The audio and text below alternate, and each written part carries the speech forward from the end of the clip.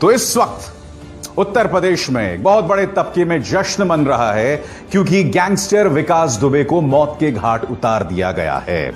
हमें यह बतलाया गया कि गाड़ी पलटती है और विकास दुबे भागने की कोशिश करता है और उसी अफरा तफरी में उसे गोली मार दी जाती है।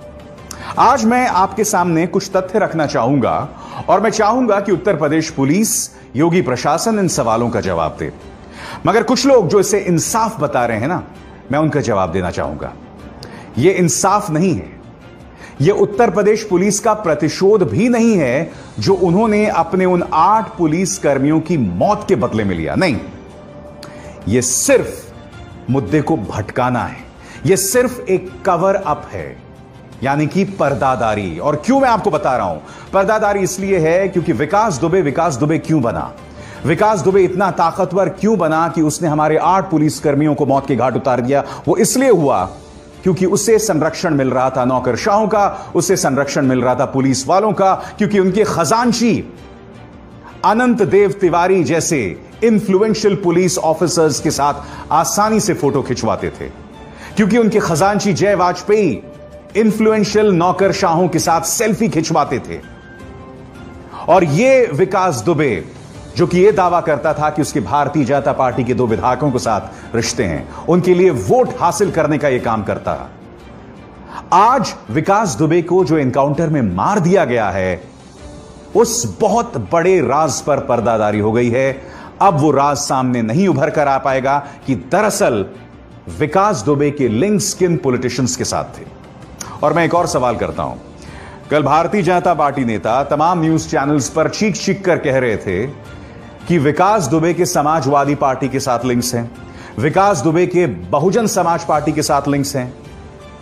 तो बहुत जरूरी था कि शख्स को जिंदा रखा जाता कि उसके बसपा के साथ क्या लिंक्स हैं या समाजवादी पार्टी के साथ क्या लिंक्स हैं, वो सामने आते।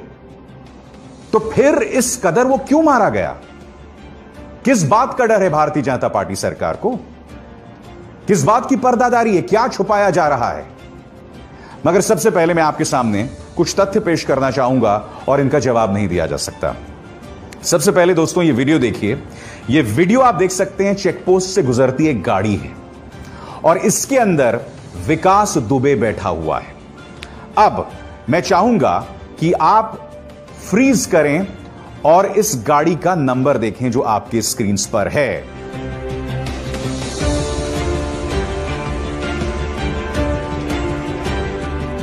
इस गाड़ी का नंबर है UP 324485।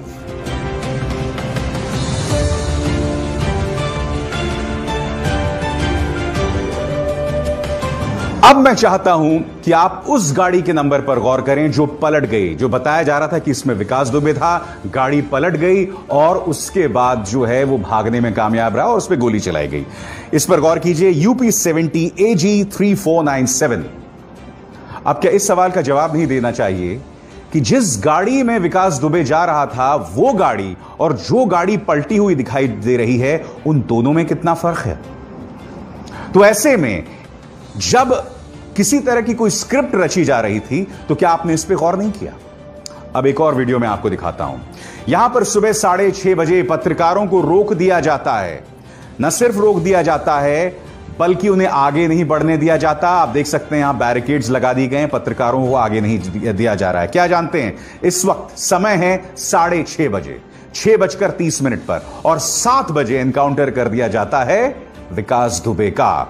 अब आप देखिए पत्रकार किस तरह से पुलिस के साथ भिड़ रहे हैं क्योंकि उन्हें आगे जाना था मगर उन्हें रोक दिया जाता है। देखिए ये कितने बजे से चल रहा है? पत्रकारों की गाड़ी ही रोकी गई है इसमें कारण।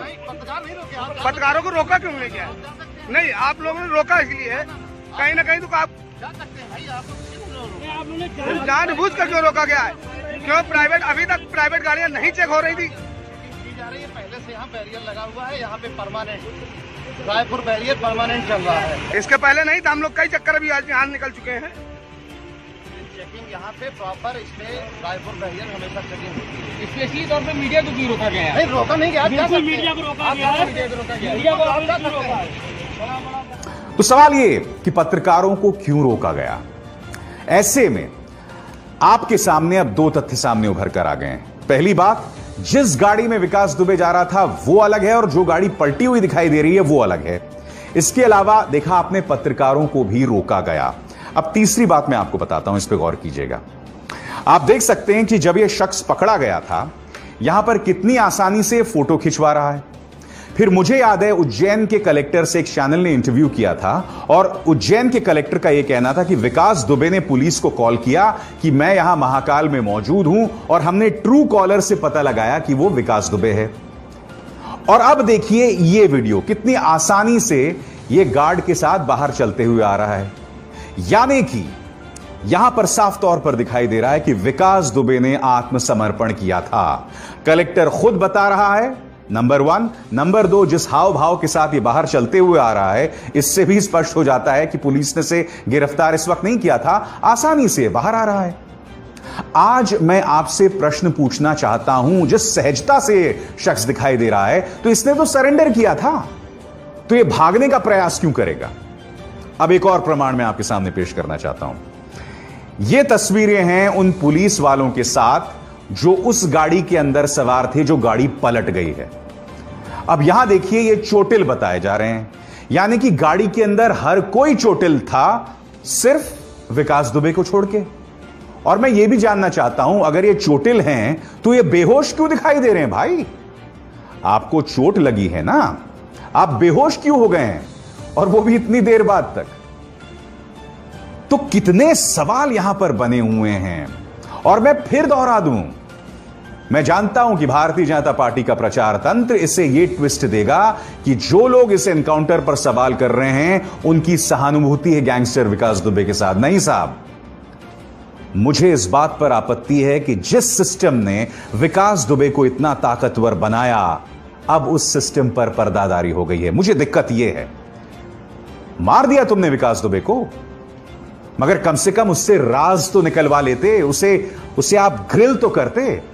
यह स्वर्णिम मौका था मुख्यमंत्री योगी आदित्यनाथ का, जिनकी फिलॉसफी है ठोक दो की, कि आप अपने सिस्टम के अंदर जो दीमक हैं उसे साफ करें, उससे हटाएं। अगर आपकी पॉलिटिकल पार्टी में कुछ ऐसे विधायक हैं जिनके ताल्लुकात थे विकास दुबे के साथ, आप इसे एक्सपोज करते योगी आदित्यनाथ। आप एक सक्षम मुख्यमंत्री हैं, यह आपके पास स्वर्णिम मौका था, आपने इसे कैसे गंवा दिया? हम आपको बता दें कि इस मुद्दे को लेकर जबरदस्त राजनीतिक बवाल भी हो गया है। मैं आपको बताना चाहता हूं कि इसमें पूर्व मुख्यमंत्री अखिलेश यादव ने क्या कहा है। दरअसल यह कार पलटी नहीं है, राज खुलने से सरकार पलटने से बच गई। प्रियंका गांधी वाड्रा जो कि खासी सक्रिय हो गई उत्तर प्रदेश में, अपराधी का अंत हो गया, अपराध और उसको संरक्षण देने वालों का क्या? अहम सवाल दोनों नेता विपक्ष यहां पर उठा रहे हैं, जिसका जवाब योगी सरकार को दिया जाना चाहिए। और जैसे मैंने कहा ना, कल लगातार बीजेपी के नेता चिल्ला रहे थे कि विकास दुबे के समाजवादी पार्टी के साथ लिंक्स हैं, तो आज मैं वही तो सवाल पूछ रहा हूं कि अगर समाजवादी पार्टी के साथ लिंक्स थे तो आपको इस इंसान को जिंदा लखनऊ तक पहुंचाना था या कानपुर तक पहुंचाना था? तो मर कैसे गया ये? क्या कहना है समाजवादी पार्टी के नेता का, ये सुनते हैं। कहता हूं कि निश्चित तौर पर इसके समाजवादी पार्टी से लिंक रहे हैं। अगर ब्रजेश पाठक समाजवादी पार्टी में, सुभाष यदुवंशी अगर समाजवादी पार्टी में हैं, तो निश्चित तौर पर लिंक रहे हैं। और जो भारतीय जनता पार्टी के आज के जो प्रदेश अध्यक्ष हैं, अगर वो समाजवादी पार्टी में हैं, तो निश्चित तौर पर दुबे के संबंध समाजवादी पार्टी से रहे हैं।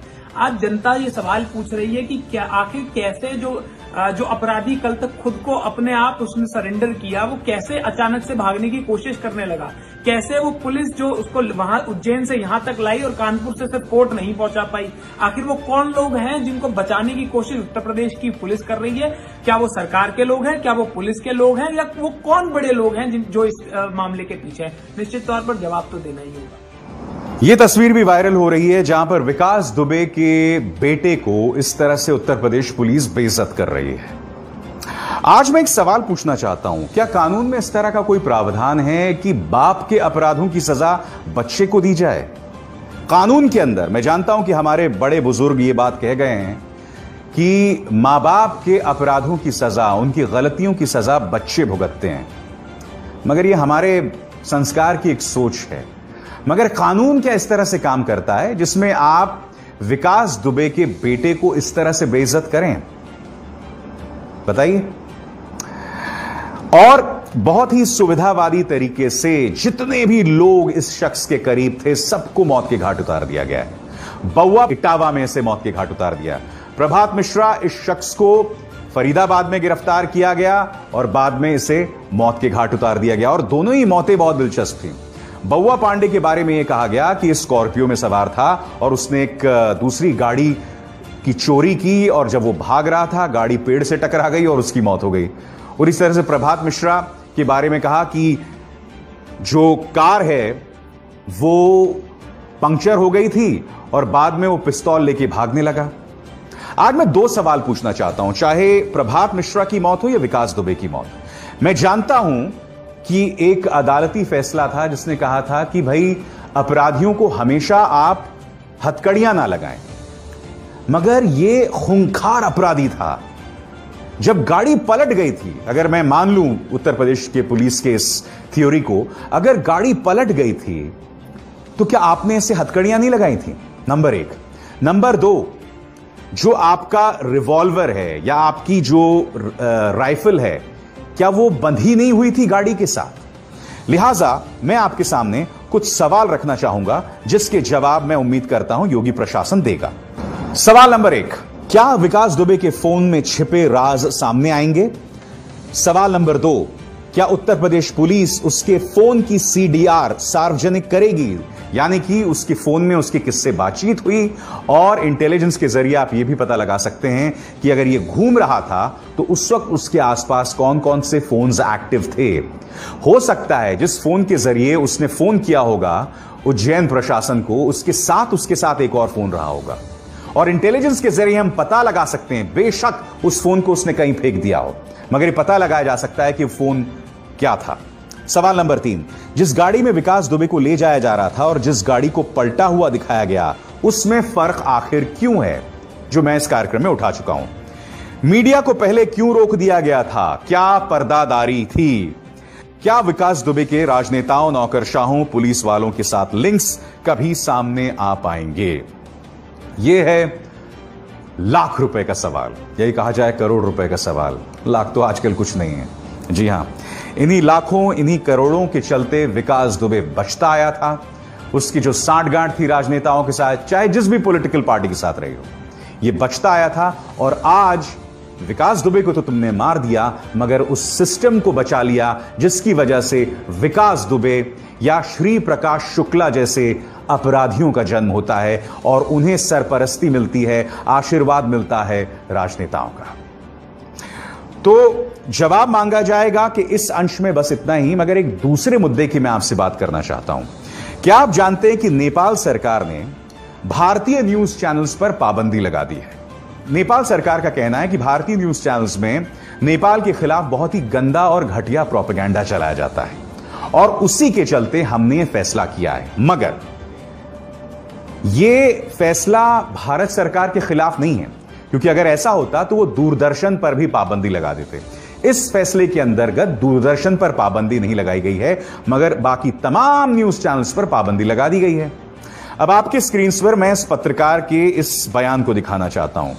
यह पत्रकार, जो पत्रकारिता का नाम तिहाड़ जेल में रोशन कर चुका है, इसका कहना है कि नेपाल तो डर गया भारत के एंकर्स से, यह हमारे सेना से क्या मुकाबला करेगा।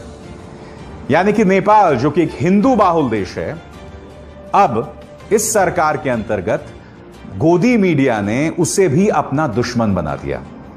आप खुद से सवाल पूछिए दोस्तों, चीन और पाकिस्तान पहले से आपका दुश्मन है, चीन के खिलाफ आप तल्ख तेवर अपनाते नहीं हो, नेपाल को आपने दुश्मन बना लिया, नागरिकता बिल के चलते बांग्लादेश में हमारे खिलाफ आवाजें उठ रही हैं, मालदीव्स के साथ हमारे रिश्ते कोई बहुत अच्छे नहीं है, श्रीलंका पूरी तरह से उदासीन है। हम करने का प्रयास क्या कर रहे हैं? और ऊपर से गोदी मीडिया का प्रोपेगेंडा। क्या आप जानते हैं कि गोदी मीडिया ने कितना घटिया प्रोपेगेंडा नेपाल के प्रधानमंत्री के खिलाफ चलाया था, जिसके कोई प्रमाण ऐसे मौजूद नहीं है?